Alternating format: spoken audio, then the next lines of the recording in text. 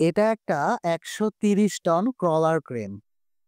১৩০ ton হচ্ছে এই ক্রেনের maximum lifting capacity. এটার মানে কিন্তু এই না, এই ক্রেনটা যেকোনো কন্ডিশন বা সিচুয়েশনে ১৩০ টন লোড লিফটিং করতে পারবে। একটা ক্রেন কতটুকু লোড লিফটিং করতে পারবে, এটা প্রধানত ২ টা জিনিসের উপরে ডিপেন্ড করে।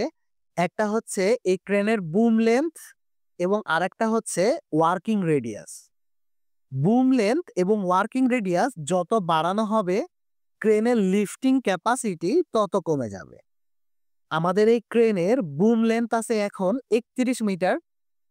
আমরা যদি এই ক্রেনের লোড চার্টের দিকে তাকাই, তাহলে ইজিলি ফাইন্ড আউট করতে পারবো ৩১ মিটার বুম লেন্থের জন্য এই ক্রেনটা সর্বোচ্চ কতটুকু লোড লিফটিং করতে পারবে। এবং এই লোড চার্ট থেকে ইজিলি ফাইন্ড আউট করা যাবে ওয়ার্কিং রেডিয়াসটা কতটুকু থাকবে। এখানে স্পষ্ট দেখা যাচ্ছে সেম বুম লেন্থে ওয়ার্কিং রেডিয়াস যত বাড়তেছে, ক্রেনের লিফটিং ক্যাপাসিটি তত কমে যাচ্ছে।